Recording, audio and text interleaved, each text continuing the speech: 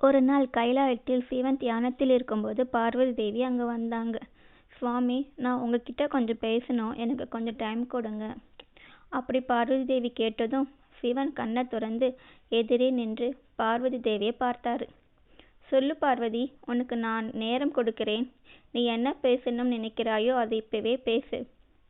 சுவாமி, நாம் 2 பேரும் சேர்ந்து பூலோகத்துக்கு போகலாம். கொஞ்ச நாளாவே நாம் 2 பேரும் சேர்ந்து பூலோகத்துக்கு போகவே இல்லை. எனக்கு என்னமோ உங்க கூட பூலோக யாத்திரை போகணும் போல இருக்கு அப்படின்னு பார்வதி கேட்டதும் சிவன் யோசிக்க ஆரம்பிச்சிட்டாரு. என்ன ஒரு அதிசயம், என்னைக்கு இல்லாம பார்வதி பூலோகம் போகணும்னு கேட்குறாங்க. இதுக்குள்ள இருக்கிற காரணம் என்ன அப்படின்னு சிவன் ஆழமா யோசிக்க போது பார்வதி தேவி எதுக்காக பூலோகத்துக்கு போகணும்னு சொல்றாங்கன்னு காரணம் புரிஞ்சுது. உடனே பார்வதி தேவி கிட்ட, தேவி, நீ கேட்டு நான் முடியாதுன்னு சொல்லியிருக்கனா, ஆனா இந்த தடவை எனக்கு ஒரு சத்தியம் செய்யணும், அப்பதான் பூலோகம் கூப்பிட்டு போவேன். மகாதேவா, நீங்க கேட்டா என் உயிரை கூட கொடுப்பேன். அப்படி இருக்கும்போது நான் கண்டிப்பா சத்தியம் செய்வேன். சொல்லுங்க, செய்கிறேன். பூலோகம் ஒரு மாயலோகம், அது ஒரு அதிசயம். அங்கு எது நடந்தாலும் உன் மனசை தொலைக்கக்கூடாது. ஏதாவது வேண்டும்னு கூட என்கிட்ட கேட்கக்கூடாது. சரிங்க சாமி, நான் தடுமாற மாட்டேன். உங்ககிட்ட அது வேண்டும்னு கூட கேட்க மாட்டேன்.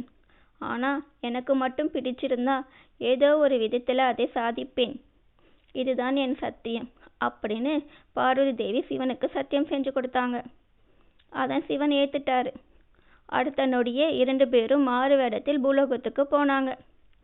அப்போ ஒரு ஊர்ல கிட்ட போகும்போது ஒரு வீட்டில இருந்து, சிவாயா, என்னை காப்பாத்து, இந்த பிரசவ வலியை தாங்க முடியல, என்னோட உயிரை போற மாதிரி இருக்கு, இந்த பிரசவ வலி இருந்து காப்பாத்து சிவாயா அப்படின்னு கூப்பிட்டுக்கிட்டே இருக்கும்போது சிவன் மட்டும் அவரை கூப்பிடுற மாதிரி இல்லை என்று நடந்து போய்கிட்டே இருந்தாரு. பார்வதி தேவி மட்டும் அந்த பக்தியோட மனசை என்னன்னு தெரிஞ்சுக்காம புருஷன்கிட்ட அவங்க வேண்டிக்கிட்டாங்க. சுவாமி, ஆபத்துல இருக்கிற ஒரு பொண்ணோட குரல் உங்களுக்கு கேக்குதா? சொன்னல பார்வதி, இந்த பூலோகம் இங்கு எது நடந்தாலும் என்ன ஆனாலும் பார்க்கக்கூடாது, கவலைப்படக்கூடாதுன்னு, அப்படி போயிடணும்னு. இதுதான் நம் ஒப்பந்தம். ஆனா ஏதோ அவங்க ஆபத்துல இருக்காங்க, ஒரு பொண்ணு அப்படி கஷ்டப்படுறான்னா அது சாதாரண ஆபத்து இருக்காது சுவாமி. அதுலயும் அவங்க உங்ககிட்ட தான் வேண்டிக்கிறாங்க. தேவி, பார்வதி, நீங்க கவலைப்படுறீங்க. ஆஹா, இல்ல சாமி அப்படின்னு சொன்னதும் சிவன் பார்வதி 2 பேரும் நடந்து போனாங்க.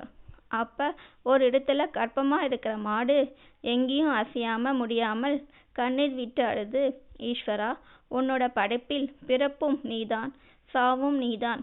இப்ப என்னால இந்த பிரசவ வலியை தாங்க முடியல, எனக்கு விடுதலை கொடுத்துரு ஈஸ்வரா அப்படின்னு சிவன் கிட்ட வேண்டிக்கிட்ட போது சிவன் அந்த மாட்டை பார்த்தும் பார்க்காதபடி நடந்து போறது பார்வதி தேவிக்கு பிடிக்கவே இல்லை. வெளியில எதையும் காட்டாம மனசுக்குள்ளே பேசிக்கிட்டு இப்படி யோசிக்கிட்டு இருந்தாங்க. நான் தடுமாற மாட்டேன்னு சாமி கிட்ட சத்தியம் செஞ்சு கொடுத்திருக்கிறேன். ஆனா எனக்கோ பிரசவ வலி கஷ்டமானா அதுக்கு அர்த்தமே புரியல. அது என்னவோ எப்படி இருக்குமோ, சாமி கிட்ட கேட்டா நான் தடுமாறிட்ட மாதிரி ஆகிடும், நான் செஞ்ச சத்தியம் கூட மீறின மாதிரி ஆகிடும், உடனே அவருக்கு கோபம் வந்துடும் அப்படின்னு யோசிச்சுக்கிட்டே சிவன் பின்னாடியே நடந்து போனாங்க. கொஞ்ச நேரத்துல அங்க இருட்டி ஆகிடுச்சு. ஒரு பக்தர் வீட்டிலே அன்னைக்கு தங்கிட்டாங்க. அன்னைக்கு இரவு பக்தர் கொடுத்த சாப்பாட்டை சாப்பிட்டு சிவன் பார்வதி 2 பேரும் படுக்கையில் படுத்தாங்க. பார்வதி தேவிக்கு மட்டும் பிரசவ வலினா என்ன அப்படியே பக்தி ஓஷ்டி இருந்தாங்க. அடுத்த நாள் காலையில சிவன் பார்வதி கைலாயத்துக்கு போகும்போது நேற்று பிரசவ வலியால துடிச்ச மாடு கண்ணுக்குட்டியோட நின்றுக்கிட்டே இருந்துச்சு. பிரசவ வலி துடிச்ச அவங்க ஒரு குழந்தையோட சந்தோஷமா நின்றுக்கிட்டே இருந்தாங்க.